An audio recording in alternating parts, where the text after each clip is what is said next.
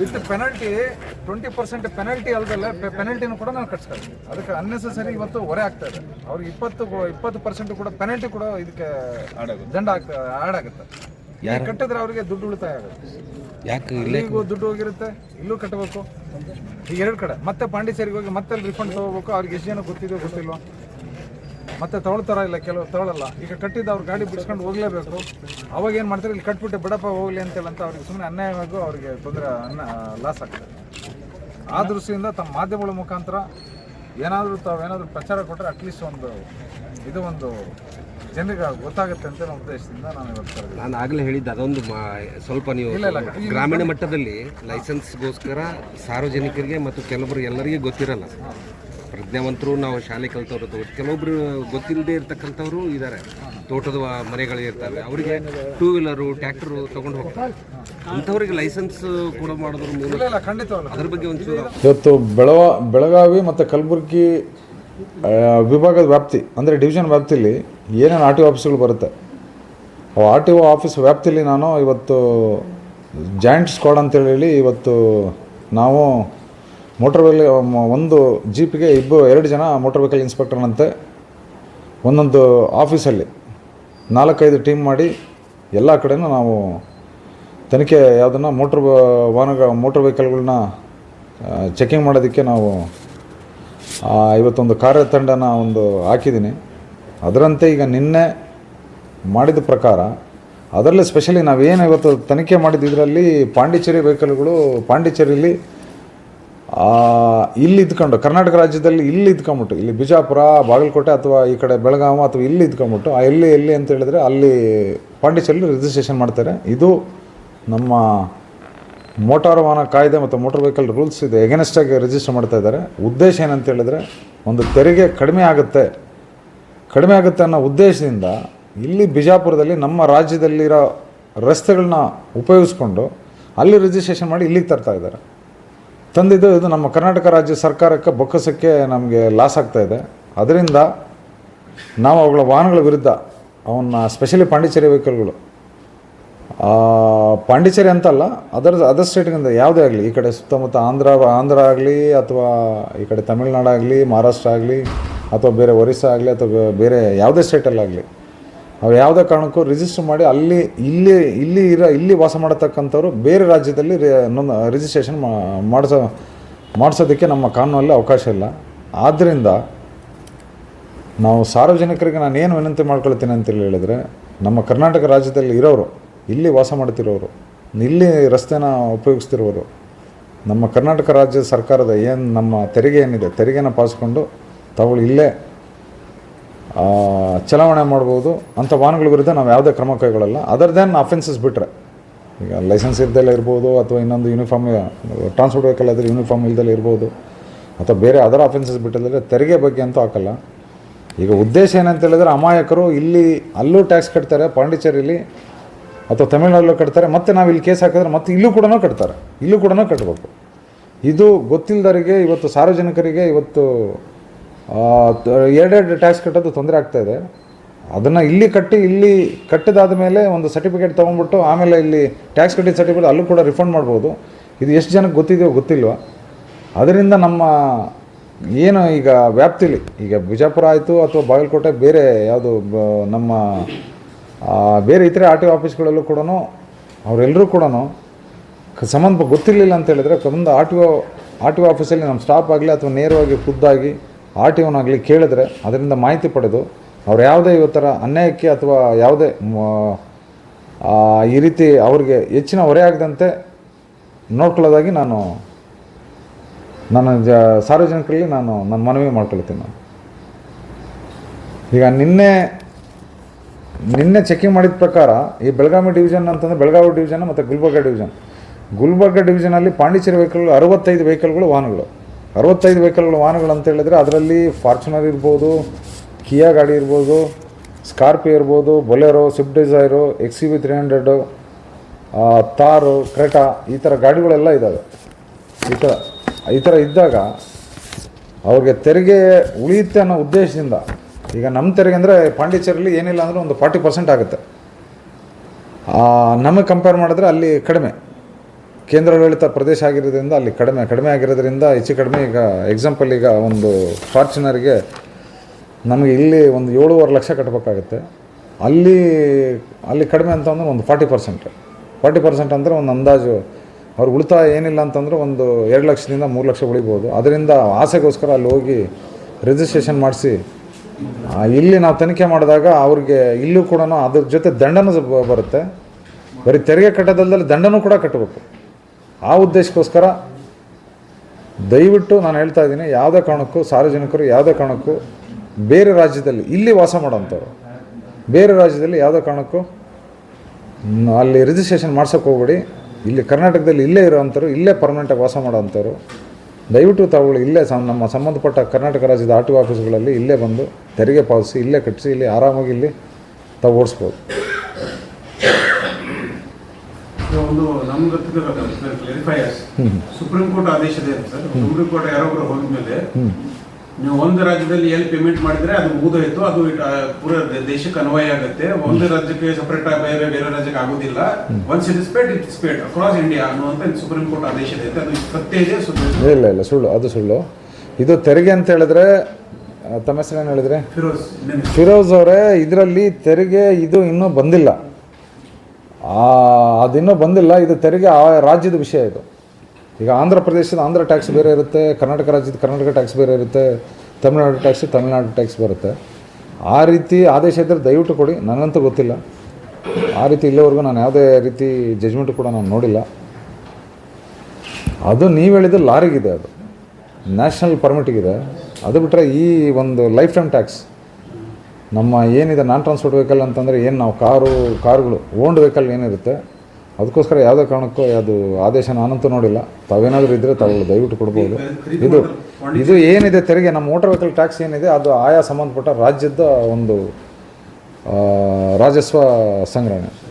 ಪಂಡಿತರಿಗೆ register ಮಾಡ್ತಾರೆ. ಇಲ್ಲಿಂದ ಹೋಗಿ ಸಪೋಸ್ ನಾನೇನು 4 ಲಕ್ಷದ 30 ಲಕ್ಷದ ಕಾರ್ ಅಲ್ಲಿ ಖರೀದಿ ಮಾಡ್ಕೋದ್ರೆ ಅವರು ಯಾವ ಆಧಾರ ಮೇಲೆ ಅಲ್ಲಿ ರಿಜಿಸ್ಟ್ರೇಷನ್ ಮಾಡ್ಕೋತಾರೆ? ನಾನು ಕೇಳ್ದಂಗೆ ಅಲ್ಲಿ ದೇ ಶೋ ರೆಸಿಡೆನ್ಷಿಯಲ್ ಪ್ರೂಫ್. ಅಲ್ಲಿಂದೇ ಒಂದು ರೆಸಿಡೆನ್ಷಿಯಲ್ ಪ್ರೂಫ್ ನಕಲಿ ಇರ್ತದೋ but they show official residential proof. ಇಲ್ಲಿ ನಾ ಇದು ವಾಸವಾಗಿದ್ದೀನಿ ಅಂತ ಹೇಳಿ ಬಾಡಿಗೆ ಮನೆ ಇದೆ ಅಂತ ಹೇಳಿ ತೋರಿಸ್ತಾ ಇರ್ತಾರೆ. And it is not illegal. ಅದು ಇಲ್ಲಿಗಲ್ ಐತಿ. ನಾವು ಯಾವ್ದು ಬೇಕಾದ್ರೆ ನಾವು ರೆಂಟಲ್ ಅಗ್ರಿಮೆಂಟ್ ಮಾಡ್ಕೊಂಡು ಮನೆ ಬಾಡಿಗೆ ಇರಬಹುದು. ಅದು ಯಾವುದು ತಪ್ಪೇನಿಲ್ಲ. ಅದು ತೋರಿಸಿ ಬಿಜಾಪುರಕ್ಕೆ ಬಂದರೆ ಅದು ಹೆಂಗೆ ಇಲ್ಲಿಗಲ್ ಆಗ್ತದೆ? ಅಲ್ಲ ನೀವು ಹೇಳ್ತಿರೋದು ನೋಡಿ, ಅಲ್ಲಿ ಹೋಗಿ ಇಲ್ಲಿ ಪರ್ಮನೆಂಟಾಗಿ ನಾವು ಆಧಾರ್ ಕಾರ್ಡ್ ಇಲ್ಲೇ ಇರುತ್ತೆ. ಈಗ ಎಕ್ಸಾಂಪಲ್ ನಿಮಗೆ ಲೈವ್ ಕೊಡ್ತೀನಿ ನಾನು ಕೇಸಸ್ ಒಂದೆರಡು ಚೆಕ್ ಬಿಡ್ತಾರೆ ಸ್ವಲ್ಪ. ಆಧಾರ್ ಕಾರ್ಡ್ ಇಲ್ಲಿ ಅಡ್ರೆಸ್ ಇರುತ್ತೆ. ಆಮೇಲೆ ನಾವು ವೆರಿಫೈ ಮಾಡ್ತೀವಿ. ನಾವು ಸುಮ್ಮನೆ ಕೇಸ್ ಹಾಕೋದಕ್ಕೆ ಹೋಗಲ್ಲ.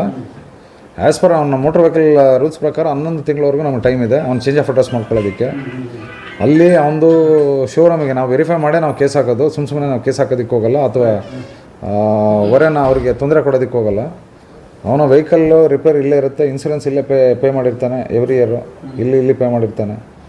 ಆಮೇಲೆ ಇಲ್ಲೇ ಒಂದು ಆಧಾರ್ ಕಾರ್ಡ್ ಇರುತ್ತೆ, ಲೈಸೆನ್ಸ್ ಕೂಡ ಇಲ್ಲಿದೆ ಅಡ್ರೆಸ್ ಇರುತ್ತೆ.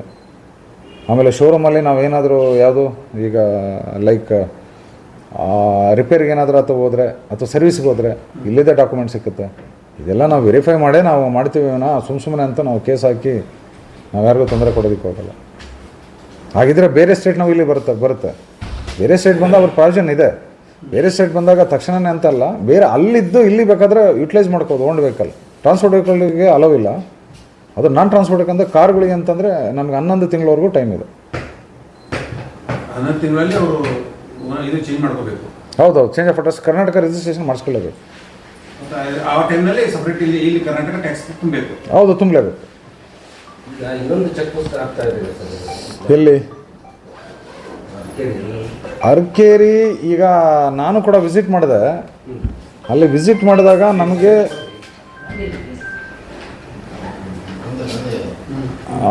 ಅರ್ಕೇರಿಲಿ ಚೆಕ್ ಪೋಸ್ಟ್ ಅಂತಲ್ಲ, ಚೆಕ್ ಪಾಯಿಂಟ್ ಅಂತೇಳಿ. ಯಾಕೆಂತಂದರೆ ನಮಗೆ ರಾಜಸ್ವ ಸೋರಿಕೆ ಆಗ್ತಾಯಿದೆ ಅಲ್ಲಿ. ನಮಗೀಗೇನು ನಾವೀಗ ಆಲ್ರೆಡಿ ಧೂಳ್ಖೇಡ ಮತ್ತು ಏನಿದೆ ಆ ಧೂಳ್ಖೇಡದ ಮುಖಾಂತರ ಜಲ್ಕಿ ಮುಖಾಂತರ ಹೋಗೋಂಥ ಗಾಡಿಗಳು ಕೆಲವೆಲ್ಲ ನಮ್ಮ ಚೆಕ್ ಪೋಸ್ಟ್ ಇರೋದ್ರಿಂದ ಆಲ್ರೆಡಿ ನಮ್ಮ ಧೂಳ್ಖೇಡ ಚೆಕ್ ಪೋಸ್ಟ್ ಇದೆ.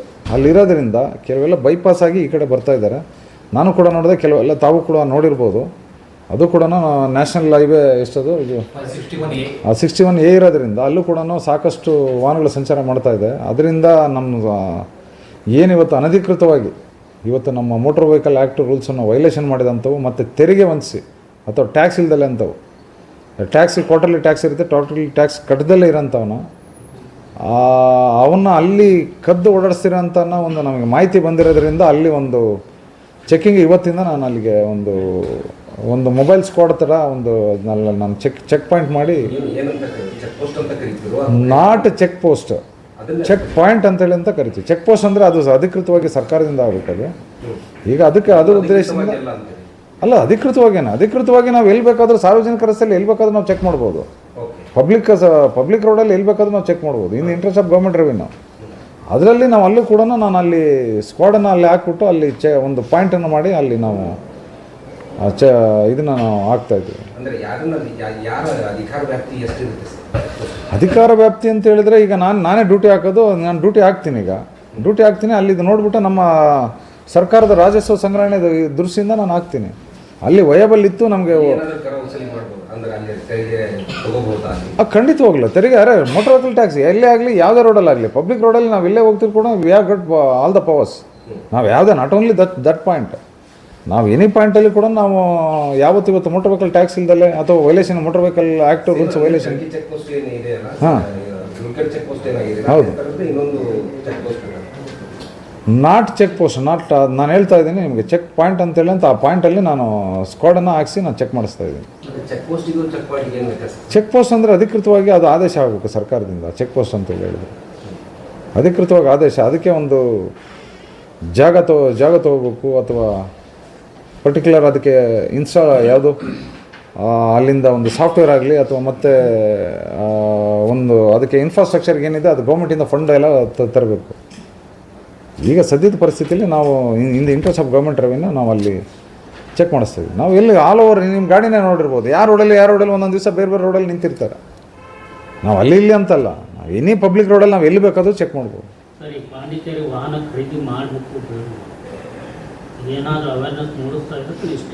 ಅಲ್ಲ, ಅವೇರ್ನೆಸ್ ಮೂಡ್ತೀವಿ ನೋಡಿ. ಇದು ಸಾಮಾನ್ಯವಾಗಿ ಇದೆ. ನಿನ್ನೆ ರೈತರು ಕೇಳಿತಾರ, ತಾವು ಕ್ವಶನ್ ಕೇಳಿದ್ರಿ. ಇದು ಈಗ ನಮಗೇನೋ ಇದ್ರ ಬಗ್ಗೆ ಅವೇರ್ ಇದೆ. ಮೋಟರ್ ವೆಹಿಕಲ್ ಆ್ಯಕ್ಟ್ ರೂಲ್ಸು ಎಲ್ಲ ಸೆಂಟ್ರಲ್ ದಯವಿಟ್ಟು ಖರೀದಿ ಮಾಡಿ. ನಾವು ಖರೀದಿ ಮಾಡಬೇಡಿ ಅಂತ ಹೇಳ್ತಾ ಇಲ್ಲ. ಖರೀದಿ ಮಾಡಿದ್ರು ಕೂಡ ಎಲ್ಲಿ ವಾಸ ಸ್ಥಳ ಇರುತ್ತೆ ದಯವಿಟ್ಟು ಅಲ್ಲಿ ರಿಜಿಸ್ಟ್ರೇಷನ್ ಮಾಡಿಸಿ ಅಂತ ಹೇಳ್ತಾ ಇದ್ದೀವಿ. ಹೌದೌದು, ಖಂಡಿತ. ಗಾಡಿ ಏನು ಬರೋ ಅವಶ್ಯಕತೆ ಇಲ್ಲ. ಈಗ ಆಲ್ರೆಡಿ ನಾವು ಚೇಂಜಸ್ ಮಾಡಿದ್ದೀವಿ ಆಲ್ರೆಡಿ ಶೋರೂಮಲ್ಲೇ ಅಲ್ಲಿ ಆನ್ಲೈನ್ ಮಾಡಿ ಅಲ್ಲೇ ಅಲ್ಲೇನೇ ಇದನ್ನು ಮಾಡಿದ್ರೆ ಇಲ್ಲಿ ಅಪ್ರೂವ್ ಆಗುತ್ತೆ. ಪ್ಲಸ್ ಗಾಡಿ ಈಗ ಬರೋ ಅವಶ್ಯಕತೆ ಇಲ್ಲ. ಈಗ ಆದಷ್ಟು ನಾವು 35 ಸರ್ವಿಸಸ್ನ ನಾವೀಗ ಆನ್ಲೈನ್ ಸರ್ವಿಸಸ್ ಮಾಡಿದ್ದೀವಿ. ಇಲ್ಲಿ ಬರೋಂಥ ಅವಶ್ಯಕತೆನೇ ಇಲ್ಲ. ಈಗ ಎಲ್ಲೆಲ್ಲಾಗಲಿ ಟ್ರಾನ್ಸ್ಫರ್ ಆಫ್ ಓನರ್ಶಿಪ್ ಆಗಲಿ, ಚೇಂಜ್ ಆಫ್ ಅಡ್ರೆಸ್ ಆಗಲಿ, ಒಟ್ಟು ಒಂದು 32 ಸರ್ವಿಸಸ್ ಆ ಲಿಸ್ಟ್ ಇದ್ದರೆ ಅದು ಕೊಟ್ಬಿಡಪ್ಪ. ಅದು ಇದು ಆನ್ಲೈನ್ ಸರ್ವಿಸಸ್ ಬೇಕಾದ್ರೆ ಅದು ಕಳಿಸ್ಬಿಡೋದು. ಈಗ no need to take faceless. ಇವತ್ತು ಫೀಸ್ ಕಟ್ಟಿ ಆನ್ಲೈನಲ್ಲೇ ತೊಗೋಬೋದು. ಈಗ ಆಫೀಸ್ಗಳಿಗೆ ಬರೋಂಥ ಅವಶ್ಯಕತೆ ಇಲ್ಲ ಇವತ್ತು. ಯಾಕೆಂದರೆ ಜನಸಂದಣಿ ಮತ್ತು ಅವ್ರ ಟೈಮ್ ಎಷ್ಟಾಗುತ್ತೆ ಎಲ್ಲ ಆಗುತ್ತೆ ಅಂತೇಳಿ ಇವತ್ತು ರಿನ್ಯೂವಲ್ ಆಫ್ ಡ್ರೈವಿಂಗ್ ಲೈಸೆನ್ಸ್ ನೀವೇನಿಲ್ಲ, ನೀವು ಫೋಟೋ ಮತ್ತು ಇದನ್ನು ಆನ್ಲೈನಲ್ಲಿ ಫಿಲ್ ಮಾಡಿದ್ರೆ ನಿಮ್ಮ ಕಾರ್ಡು ಪೋಸ್ಟಲ್ಲಿ ನಿಮಗೆ ಬರುತ್ತೆ, ನಿಮಗೆ ಡೈರೆಕ್ಟಾಗಿ ಬರುತ್ತೆ. Faceless 32 service. ಇನ್ನೂ ಕೂಡ ನಾವು ಮುಂದೆ ಇನ್ನೂ ಸ್ವಲ್ಪ ಆಫೀಸ್ಗಳಿಗೆ ಜನಸಂಪರ್ಕ ಮತ್ತು ಬೇರೆ ಇದರಿಂದ ಈ ಏಜೆಂಟ್ಗಳ ಹಾವಳಿ ಅವನ್ನೆಲ್ಲ ತಪ್ಪಿಸೋದಕ್ಕೋಸ್ಕರ ನಾವು ಇನ್ನೂ ಒಂದು ಸೇವೆಗೋಸ್ಕರ ನಾವು ಮಾಡ್ತಾಯಿದ್ವಿ. HSRP ತಮ್ಮದು ಸರ್ಕಾರ ಸ್ಟಾರ್ಟ್ ಮಾಡಿದ್ರು. ಹೌದು, ನಾವೆಲ್ಲ ಹೆದರ್ಕೊಂಡು ಎಲ್ಲ ಮಾಡ್ಕೊಂಡ್ಬಿಟ್ವಿ. ಈಗ ಅದು ಮುಂದೆ ಏನಾಗಿತ್ತು ಏನು ಗೊತ್ತಿಲ್ಲ. ಅದು ಕಷ್ಟಕ್ಕೆ ನಿಂತೈತಿ. ಇಲ್ಲ ನಿಂತಿಲ್ಲ. ಅವ್ರ ಮೇಲೆ ಚೆನ್ನಾಗಿ ಯಾರು ಇಲ್ಲ ಅದನ್ನ ನೋಡಿ. ಈಗ ಅಲ್ಲಿವರೆಗೂ ಈಗ ಅದು ಶರೀಫ್ ಅಲ್ಲತ್ತವು ಫಿರೋಜ್ ಅವರೇ, ಅದು ನನ್ನ ಹಂತದಲ್ಲಿ, ಅದು ಸರ್ಕಾರದ ಲೆವೆಲ್ ಹಂತದಲ್ಲಿರೋದು. ಅದು ಸರ್ಕಾರ ಡಿಸಿಷನ್ ತಗೊಳುತ್ತೆ. ಅಲ್ಲಿವರೆಗೆ HSRP ಇದೆ, ಕಂಪಲ್ಸರಿ ಎಲ್ಲರಿಗೂ ಇದೆ. ಕಂಪಲ್ಸರಿ ಅಂತಂದರೆ ಇನ್ನು ಕಂಪಲ್ಸರಿ ರಿಸ್ಟ್ರಿಕ್ಷನ್ ಏನು ಡೇಟ್ ಏನು ಕೊಟ್ಟಿಲ್ಲ, ಅಲ್ಲಿವರೆಗೂ ಮಾಡ್ಕೊಳ್ಳಿ ಅಂತ ಹೇಳಿದ್ದಾರೆ. ಅದನ್ನು ಮುಂದಿನ ದಿನಗಳಲ್ಲಿ ಅಲ್ಲೇನು ಸರ್ಕಾರ ಆದೇಶ ಕೊಡುತ್ತೋ ಅದೇ ರೀತಿ ನಾವು ಅಧಿಕಾರಿಗಳು ನಾವು ಪಾಲನೆ ಮಾಡ್ತೀವಿ. ಅದು ಡಿಸಿಷನ್ ಈಸ್ ಅದು ಸರ್ಕಾರದ ಹಂತದಲ್ಲಿ. ಎಸ್ ಆಟೋ ರಿಕ್ಷಾ ಪರ್ಮಿಟ್ ಅದು RTA ಬರುತ್ತೆ. RTA DC is A chairman, SP is a member, ನಮ್ಮ RTO ಇಸ್ ಎ ಸೆಕ್ರೆಟರಿ. ಅದೇನಾಗಿದೆ ಅದು ಇದರಲ್ಲಿ ಪರ್ಮಿಟ್ ಏನು ಆಟೋ ಲಿಮಿಟ್ ಏನಾರು ಮಾಡಿದಾರಾ ಇಲ್ಲಿ? RTA ಲಿಮಿಟ್ ಆಗಿದೆ. ಹಾಂ, ಎಷ್ಟಾಗಿದೆ?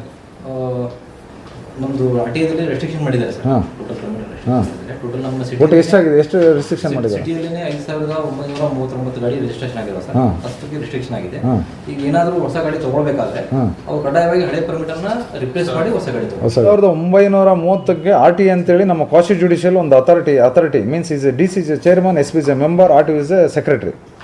ಅದರಲ್ಲಿ ಡಿಸಿಷನ್ ತಗೊಂಡಿದ್ದಾರೆ. It depends on this local ಏರಿಯಾಗೋಸ್ಕರ ಇಷ್ಟು 5,939ಕ್ಕೆ ರಿಸ್ಟ್ರಿಕ್ಷನ್ ಮಾಡಿದ್ದಾರೆ. ಇನ್ನು ಮುಂದೆ ಹೊಸ ಪರ್ಮಿಟ್ಗಳನ್ನ ಕೊಡಲ್ಲ.